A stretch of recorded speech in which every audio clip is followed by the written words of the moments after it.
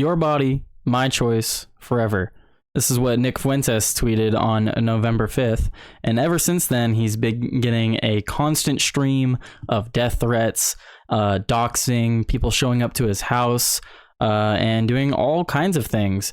So we're going to jump into that today. If you aren't already, please subscribe. I post daily content except for Sundays, and I'm constantly trying to get you guys the news and try to be as honest and truthful and get the facts out there as often as I can. But anyway, let's jump into the story with Nick Fuentes. The story's a little bit old now, but we have new events that have recently occurred, so I wanted to make a video about it and include the other recent events as well. So we're going to jump into this first story here with Nick, where white supremacist Nick Fuentes charged over Chicago pepper spray incident. So this is by The Guardian. Far-right influencer allegedly attacked a woman outside his house after he tweeted misogynistic statement, which is the tweet I showed at the beginning there. So the notorious white supremacist Nick Fuentes is facing battery charges in Illinois because authorities say he pepper sprayed a woman who had knocked on his front door after he enraged many on the internet by tweeting the misogynistic slogan, "Your body, my choice," following Donald Trump's victory in the recent presidential election, which is absolutely disgusting. Any of you that are taking part in the doxing of Nick Fuentes, I understand that he says a lot of things that are disgusting and you may not agree with him, but he does not call for violence. He does not call for hurting other people. If he did, he should go to prison, but he has not. He just has far-right political views, and that's about as far as he goes. So all of you sick people out there that are actively trying to get him, off this planet, you are the deranged ones. As much as I disagree with Nick Fuentes, you people are deranged for getting his address out there and putting so many people at risk, which I'll explain more of that here soon. But Fuentes, 26, was arrested on November 27th on a count of misdemeanor battery and released the same day, according to documents filed on Wednesday in the Cook County Circuit Court that were reported on by the Chicago Sun-Times. He is tentatively scheduled to appear in court on the 19th of December. So that would have been yesterday, because I am recording this on the 20th. The far-right, avowedly anti-Semitic influencer seemingly sought to make light of his legal predicament on Friday on social media, publishing a post on X that contained a thinly disguised racial slur as well as the words "free me." So he said "free me, nigga," which is not a racial slur. And in fact, saying that white people can't say that word, I think is racist, because you're just discriminating against a race. I see Hispanics and black people calling each other that word all the time. If it is racist, maybe you should tell them that. But as far as I am aware, the actual racial slur is when you use the ER at the end and you direct it towards someone. But if you just say it with an A at the end, you're not offending anybody. You shouldn't be offending anybody. And anybody that takes offense to that just because I'm white, I think you're racist. Meanwhile, the Jewish feminist activist pressing the case against Fuentes, 57-year-old Maria Rose, also commented on social media, writing on Facebook, "It is on." She added "civil case pending" to the post that displayed 3 fire emojis. I also want to go back to this up here with the thinly disguised racial slur. Out of all the articles I read, they all refused to quote him.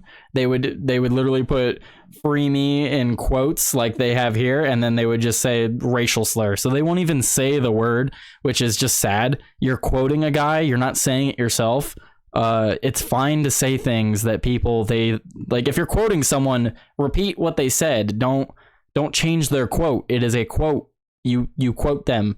If they said something terrible, say what they said. Don't remove things from their quote. Then it's not really a quote. Fuentes invited the digital sphere's fury by celebrating Trump's return to the presidency at the expense of Kamala Harris on November 6th with a barb tweeted on X reading, okay, I have no idea what they're trying to say here. That doesn't make any sense. Plus, I hate this entire paragraph, actually, because Fuentes did not invite the digital sphere's fury. That's utterly ridiculous. People get salty about everything on the internet nowadays, and saying that he invited the fury of these people is utterly ridiculous. But I'm not surprised, considering the internet is still celebrating Luigi Mangione, and I side with Tim Pool on this matter. Yeah, this is like the Mangione effect or something, because since when is going to people's houses and targeting them with death threats and stuff, okay, I don't get that. So no, he did not invite the fury of anyone by expressing his opinion. You can go shove it somewhere. The post taunting the concept of women's bodily autonomy, along with the 2022 elimination of federal abortion rights at the hands of the U.S. Supreme Court, dominated by judges either appointed by or aligned with Trump, had gained more than 99.7 million views on Saturday, and some of Fuentes' political opponents retaliated by publishing his home address on social media while declaring "Your house, my choice," which I did see that tweet, and that tweet is utterly disgusting. Rose ultimately told police that she had gone to record the outside of Fuentes' home in Chicago area, suburb of Berwyn, on the 10th of November. He soon allegedly pepper sprayed her, pushed her on the concrete, and broke her cell phone, which, they have body cam footage. I was trying to look for it, but with the most recent story, it's really hard to find anything about this assault case that was a couple weeks ago, because a much bigger story is out now that we'll get to in just a moment.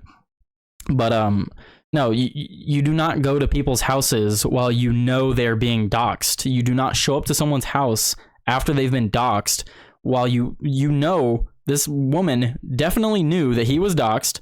She definitely knew he was receiving death threats. You do not show up to someone's house who is fearing for their life and expect everything to go hunky-dory. Like, you do not go up to this person's door, knock on their door, and harass them and like try to have a conversation with them. You do not do that. You are not there to be his friend. You are there to mock him. You are there to see who else is there and who else is, it even says it in here. She wanted to go see if people were leaving prank packages at his door, because apparently people were leaving like bags of poop at his door, and she wanted to go look and see. And her story is that some lady drove by and was like, "Oh, is that the white supremacist house?" And they had a conversation, and then the lady in the car told her to go knock on the door, which is apparently what prompted her to go knock on the door. But no, I think Nick Fuentes might actually be in the right. If he's in fear for his life and he's getting constant death threats and he can prove that, then yeah, don't show up to his door, or you should expect this. Get pepper sprayed, get shoved, maybe, take whatever's out of your hand. He doesn't know if it's a weapon or not. Utterly ridiculous. And before, when we get into this next story, you'll see exactly why I think he's justified in this. So a police report filed on the 11th of November said another woman driving by Fuentes' house, see, this is what I was talking about, a house at the time, called officers. That witness described seeing a man shove a woman outside a home, the report recounted. Rose was still at the scene when police arrived, and officers reportedly spoke with her as well as Fuentes separately. Yeah, if you look at the body cam footage, Nick Fuentes really messed up. He should have just been like, "Lawyer, you do not talk to the cops. The cops are not your friend. They are just trying to get the situation under wraps. They just want it dealt with as quick as possible. And if you're a famous guy that says controversial things on the internet, you definitely shouldn't be talking to the cops, because likely they're not going to side with you if you're saying controversial stuff like Fuentes does." So it's just a bad idea to talk to cops. He should have just immediately been like, "Lawyer, just Fifth Amendment lawyer." That's all he should have said. But if you go and look for the body cam footage, I personally couldn't find it.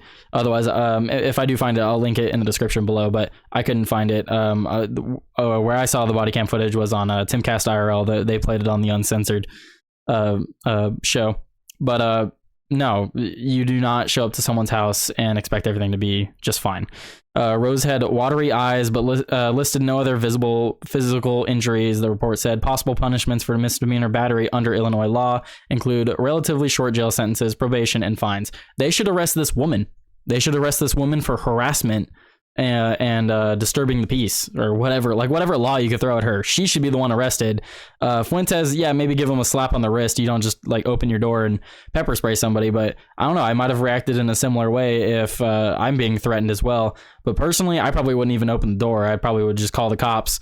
So that is where he messed up. He should have just called the cops and been like, "I have a bunch of people at my house, they're harassing me." But maybe he did call the cops and maybe they just weren't showing up. I don't know.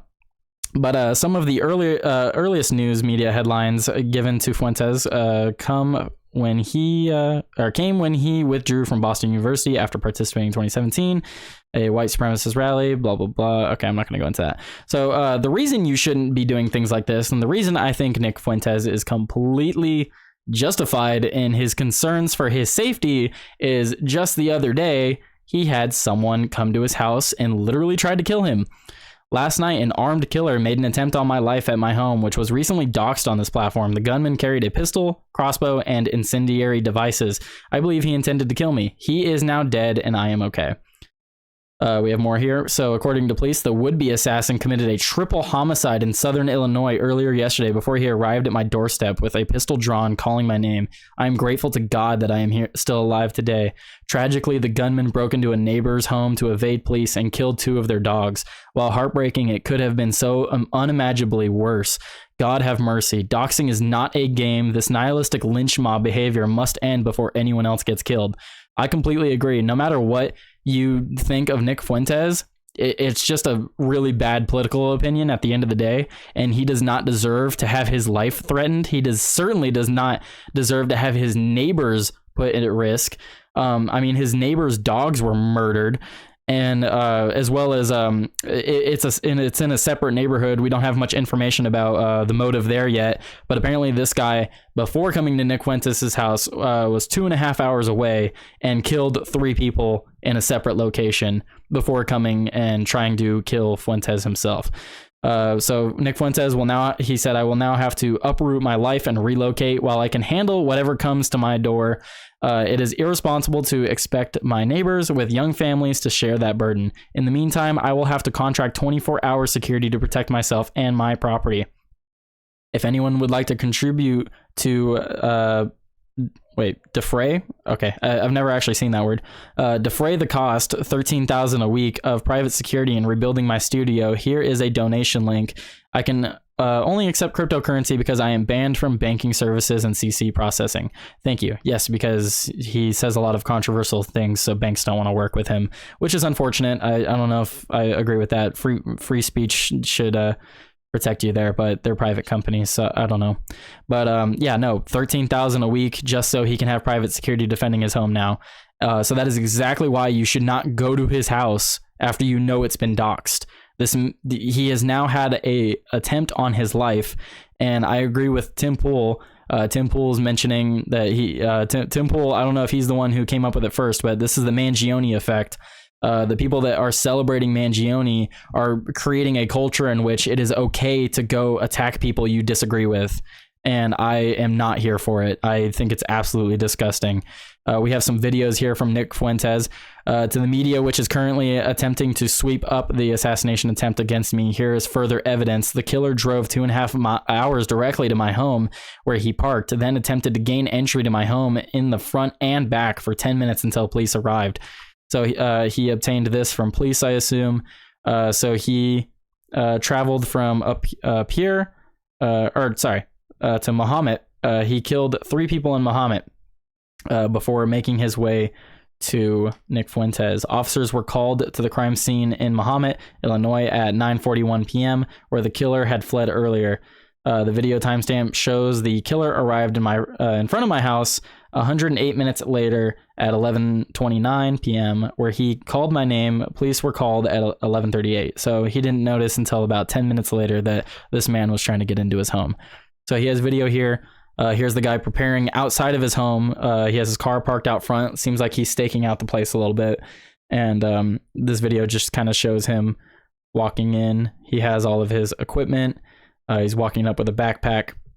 In this next video, you can see clearly that he has a crossbow that he is putting on his arm, and he appears to have a handgun as well. So he has a handgun, crossbow, and I assume the incendiary devices would be in his backpack. And if you notice, he's wearing a motorcycle helmet after coming out of his car. So I assume he's wearing that for, he expects a fight, basically. So here he is trying to get into Nick Fuentes' house, and then here he is in the backyard, hangs around in the backyard for a little while, looking around. He's basically just trying to figure out, what he's going to do next. How is he going to get into Nick Fuentes' house? Let's see. And then we have this in the next tweet. So this was definitely an assassination attempt, regardless of how you feel about Nick Fuentes. We are told Janice and Caleb were both pronounced dead at the Carl Foundation Hospital Emergency Department, while Sarah was pronounced dead at the scene. So these are the 3 individuals that he killed before going to Nick Fuentes' house. Police say at 9:41 p.m., officers were called to a residence on the 1100 block of Riverside Drive for a report that multiple people had been shot. Upon arrival, officers found 3 individuals with life-threatening gunshot wounds. Police say the suspect has been identified and located. That is because he is dead.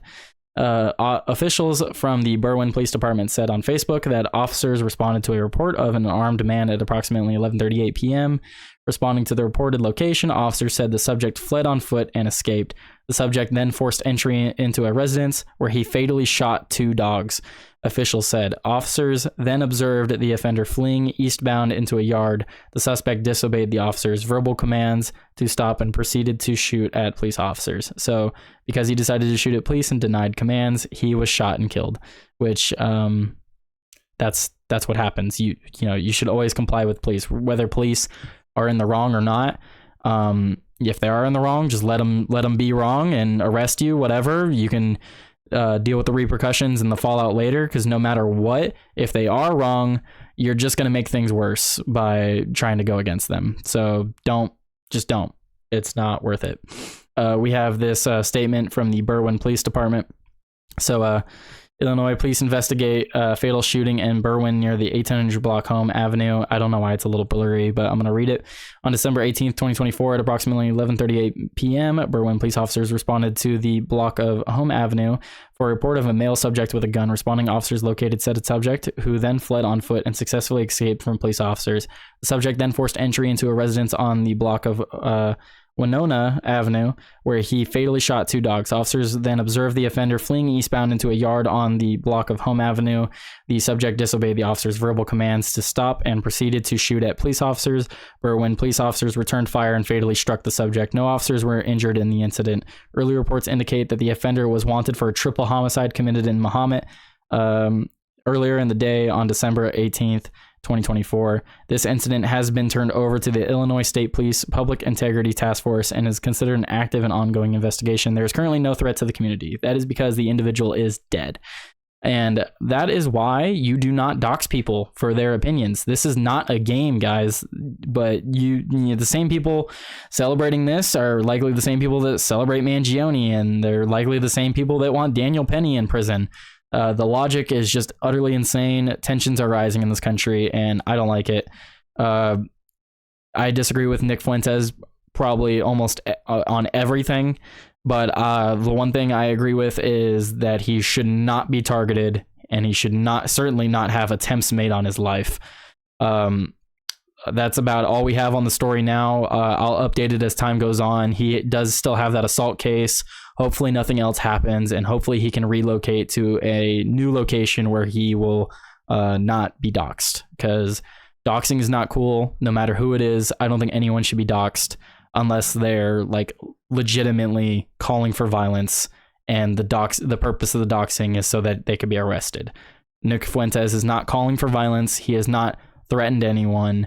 Do not dox him. Do not share any dox information, and do not send people to his house. Do not go to his house. Do not do anything like that. You should be denouncing all of this behavior. You should denounce the woman that knocked on his door. You should denounce the people driving by his house just to scope it out. And you should certainly deny the actions of this individual who tried to take his life and ended up killing 3 others and 2 dogs. I'm going to leave it there. Thank you for watching. I'm going to be posting more videos. I post every day except for Sundays. If there's anything you want me to talk about, make a video on, you can find me on Twitter. The link will be down below, or you can comment it as well. I will read all the comments because I don't get a lot of them yet. But thank you for watching, and if you're not already, please subscribe for more. Thank you.